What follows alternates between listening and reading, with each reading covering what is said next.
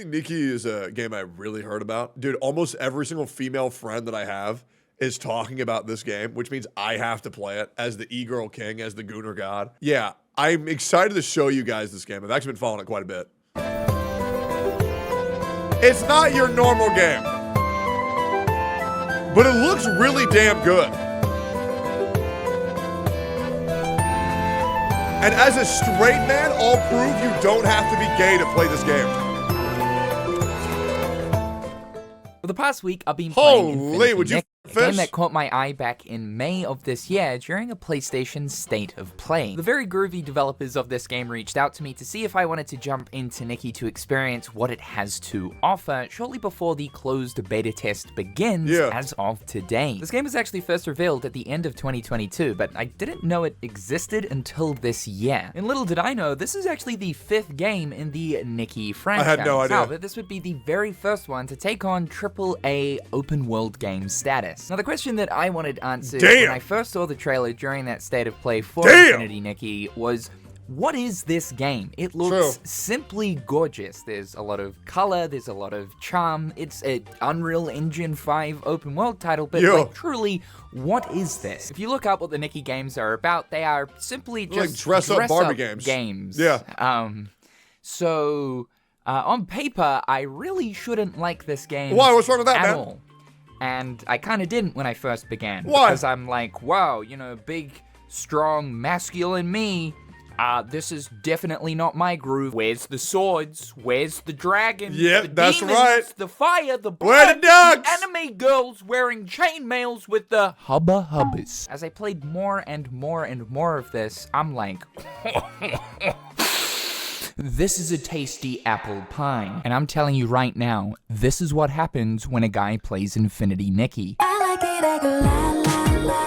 Oh, man. And you know what's crazy? He looks great. Dude, more dudes should dress like that, bro. He looks fire. He ain't even look bad. I could be gay if I tried. I don't know. Great. It's hard work being this beautiful. Alright.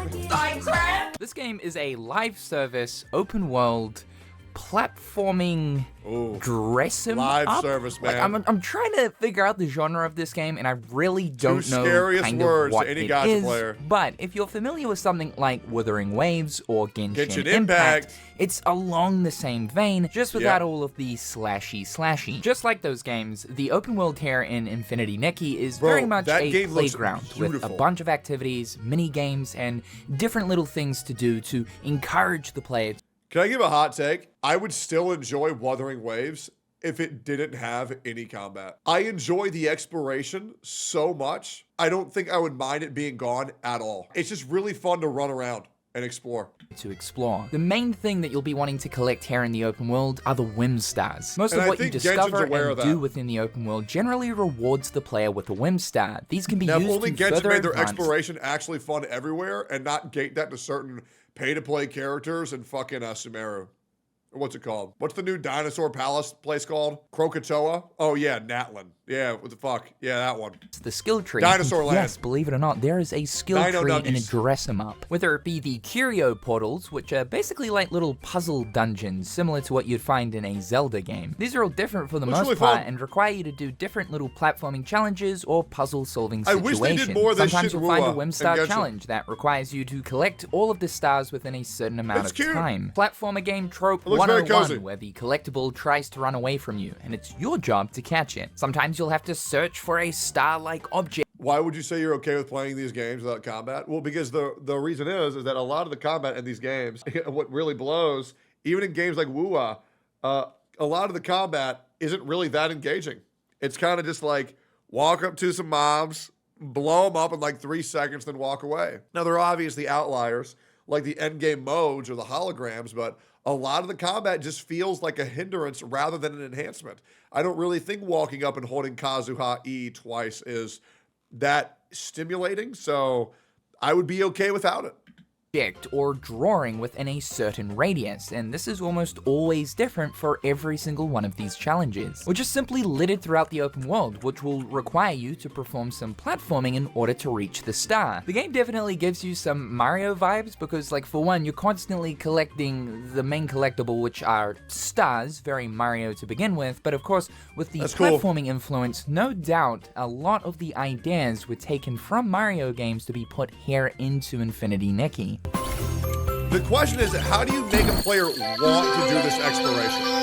What is the reward? Or is the reward itself the gameplay because it's that high level? We'll have to see. Mini games are also a bit of a focus here, and can be found even if there via is the an existence icons of it. displayed on the map. There's all kinds Maybe of different cosmetics ones, and like designing your own jumping world? through a bunch of hoops in a certain amount of time, kicking a ball to get to the end goal, or perhaps riding a bike to go through as many rings as possible. That actually looks within high. a time limit. There's If it also controls these well. neat little play box games that you'll come across throughout the world. I've only come across 2 types so far. One is a Russian doll skill game where you have to keep focused on the certain blue fairy spirit. Make sure that you reveal the correct Russian doll. Well, there's Paper Crane one where you gotta tilt it and make sure it doesn't crash into any of the trees or the rocks to get to the goal. The mini games here don't reward you with whim stars, but rather diamonds, which is a currency that can be used to exchange for the premium item used to pull. Holy So I mentioned fucking how the Elsa? setup is sort of a bit like Genshin Impact or Wuthering Waves. Well, yeah, this is also a gacha as well, considering that the game revolves around clothes. I Of wonder course, if the this would be gacha system playable on also mobile. does the same. It revolves around clothes. There are banners here that can be used to pull for different rarities of clothing items. Okay. Oh, cute, cute, okay. That is so sweet. Oh my god, sleigh handbag. Oh my god. Okay, cute, yeah, cute, cute, cute. Yo! Yo! Yes! Yes! Holy shit! 5-star! Yo! Look how gorgeous that is! Oh! Be the prettiest bitch in town!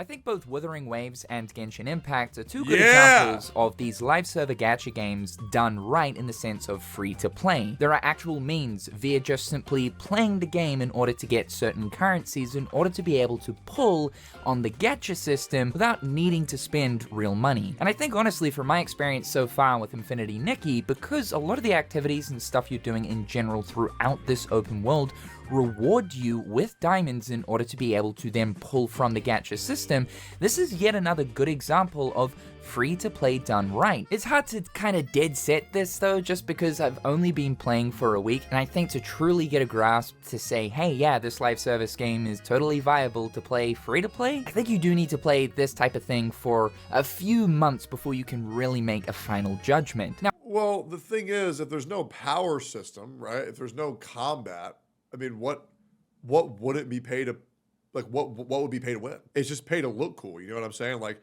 there wouldn't be any pay to win aspects in a game where there's just no way to get stronger by spending money. Now, I should probably comment on combat because the game does have combat, but don't go into this expecting some kind of hack and slash type setup. It is incredibly basic, and combat is by no means at all a focus of this game. Like I mentioned, exploration, puzzle solving, platforming, and customization, I would say, are the 4 main focuses. There are Am I crazy, or does that combat look almost no different than a normal fight in Genshin Impact? Walk up, press your button twice, everything's dead. I mean, if anything, at least in this game, you have to aim your skill shots. It's really not that big of a difference. There are enemies in this game, and I love the designs of them. They are themed after different, like, clothing pieces and whatnot, which is cool because the entire lore and narrative of this world revolves around clothing. There are also caves as well that you can find in the world, and these are like little mini levels in themselves, which generally contain a lot of enemies. But there's never much challenge or really any depth whatsoever when it comes to the combat because it's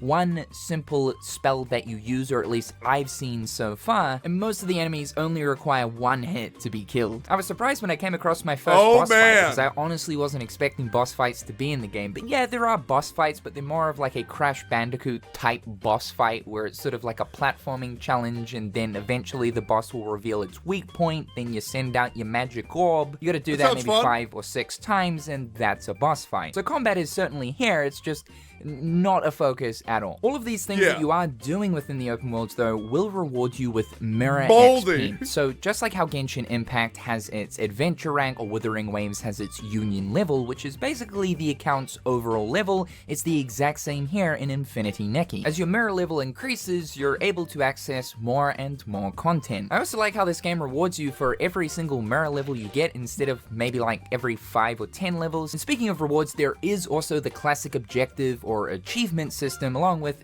dailies. These in return will reward you with the premium diamond currency. Now, clothing's the big thing here, right? This is the main theme of the game. So rather than trying to pull for the 5-star super legendary mythic anime hero with a unique skill set, no, we're trying to pull for the 5-star Gucci socks. There is a lot of customization in this game, like a ton. There's all sorts of different sock, footwear pieces, pant pieces, top pieces, jackets, full-on outfits, accessories like necklaces, hand pieces, earrings, hats, glasses. There's even these cool little unique special effects called Eurekas, and it's just an endless amount of clothing in this game. Every single piece of clothing in the game has a certain score and rank towards the 5 different categories: elegant, fresh, sweet, sexy, and cool. So this is kind of like the game's stat system. Now, from what I can tell, these stats are only important for the style challenges, which are also a part of the faction system. Around the world, you'll be able to challenge people to style challenges. However, they'll be asking for a certain category of style to be executed. So before you engage in the style challenge, you'll have to correctly dress Nikki to achieve the highest score in that specific style category with your currently available clothing pieces. In a funny way, this is sort of like a dress 'em up boss fight.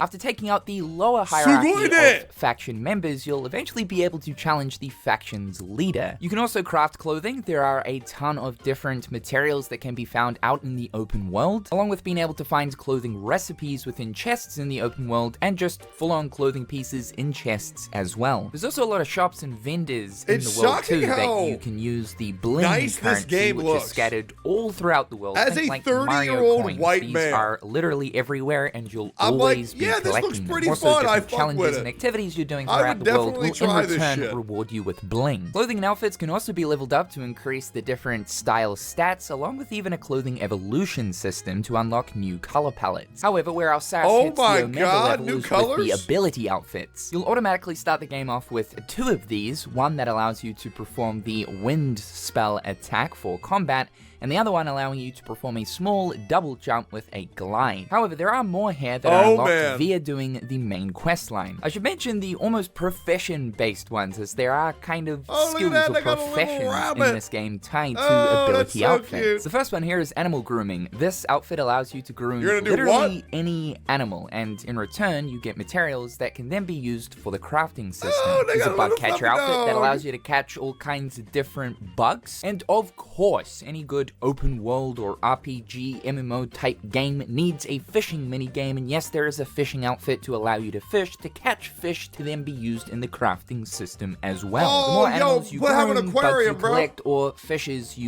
catch, you will increase your proficiency towards that certain profession. You can unlock further passive bonuses within the skill tree once your profession is at a certain level. Even combat and general collecting has its own level system here. This is known as Insight, and again, as you increase these levels, you'll be able to unlock more bonuses in the skill tree. So even though this is a clothing-eccentric game, there is actually a lot of almost RPG-esque elements to this system, even though something like combat is definitely taking a back seat. Because honestly, when I started Infinity Nikki, I was thinking to myself, how is it that the developers are going to make a open-world dress-em-up interesting? But somehow they have. Now, there is a main quest line along with a ton of side quests throughout the game. The main scenario here, Nikki and her friend Momo, who is a talking cat, already love it, are mysteriously transported into Mirrorland. We were randomly punched in the stomach by this person known as Ina, who gave us the gift of the Heart of Infinity. I'm honestly not too sure what this is. I'm sure the main scenario is pursuing to explain this power, but it gives us some kind of unique magical abilities. This immediately makes us a very important figure. Thousands of years ago, gods ruled over this world, and when they disappeared, they left the ability of wish-making. Through this power, it allowed people to become stylists quests to basically craft outfits that come with all kinds of unique abilities. You can already see where this is going. Some people are using this for good, some people are using this for bad. There is also this thing known as the miracle outfit that can grant any one singular wish and make it come true. I didn't experience too much of the story because there's only 2 chapters in the build that I got to play. However,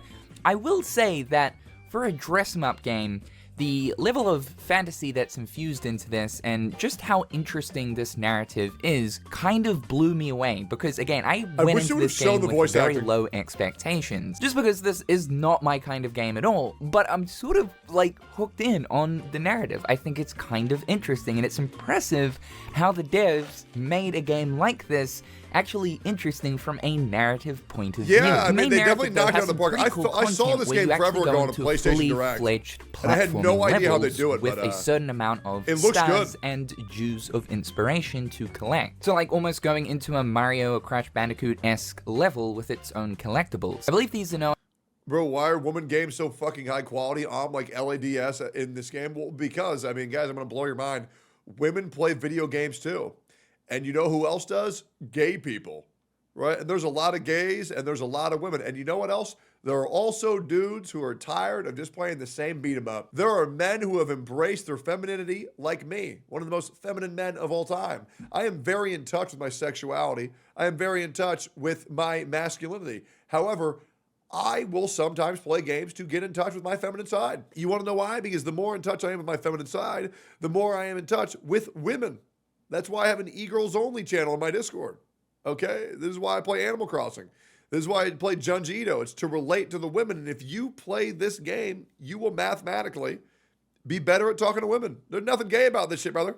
Known as dungeons. They're not like crazy Mario platforming levels or anything like that, but it's cool to actually have a proper handcrafted out of the open world platforming level to play. And I'm assuming that as the game receives more updates and the main scenario continues, more of these kinds of levels will be added to the game. There's a lot of side quests here as well. I haven't done too many of these just because there is actually a lot here. They're pretty standard for the most part. Most of the ones that I came across Where's Waldo? will have you playing a game of I Spy, where you have to find something within a picture because the person asking you is too thick and dim-witted to figure it out for themselves. So my thoughts overall on Infinity Nikki here are, I can't believe I actually like this. Open world, live service, gacha RPGs are becoming incredibly common nowadays. A lot of companies are wanting to write off the success of Genshin Impact, but what Infinity Nikki does different here is, rather than having this emphasis on combat, it's more about just more so mini-games, exploration, and platforming. So because of this makes this specific gacha live service game stand out in amongst the rest. It's honestly a breath of fresh air, and there's just so much stuff to do and to see in this world, where I feel like for the at least initial part of starting this game up, it is just a ton of fun. Bro, what having the cat and your bicycle looks if the game adorable. Can actually Dude, maintain even just the bike system looks fucking for awesome. Months on end. Hopefully, Info do a good job when does of this adding shit in release? Regular, fresh, additional content so that the game doesn't stale out. This is an issue that I generally have with a lot of gacha-related live service games, is that there's only so much to do each day when you log in, where eventually my attention towards these kinds of games ends up fizzling out. The last thing I want to say here is this game is gorgeous. That's it's really nice to see such high quality presentation in a live service game. It's a UE5 title, so the environment Damn, that shit looks good, stunning, brother! the character models look great, the physics are awesome. It kind of does feel like I'm playing a AAA single-player console-based title, but no, this is a live service gacha game. So that's my thoughts on Infinity Nikki. I believe the game is slated for 2024, but don't hold me to that. It might end up being an early 2025 release. When the public release does happen, it will be launching on PC, PlayStation 5, and mobile. There's already like 21 million people pre-registered, which really goes to show that a ton of gamers 21 want mil to become pre-regis? fabulous. Big thanks to Infold Games for providing This shit early might access actually be a to hit. this. I had a lot of fun. Thank you guys so much for tuning in. Be sure to subscribe to the channel to keep up with everything. I mean, this might be the most unique gacha game I've ever seen. And that video got a lot of views. Comparatively to his other videos, dude, I think people are hyped about Infinity Nikki. If this video is called the most unique gacha I've ever seen, with my face being half the thumbnail, And then her Nikki's face being the other half of the thumbnail with the cat underneath. That's a banger vid. Dude, I'm actually excited as fuck. Infinity Nikki release date. Does it have a release date? Out for PS5, PC Client, Epic Game Store. Claims to be expected December 31st. Dude, I think it's close, and I think this shit might actually be fucking awesome. Bro, I was not expecting to get that hyped over this game. That doesn't look like a crazy game that I'm gonna play forever, but it looks like a really enjoyable experience that I'll probably play through in about a week, week and a half. It looks like it's gonna be a lot of fucking fun, and to be honest, man, I'm here for it, guys. That looks fucking awesome.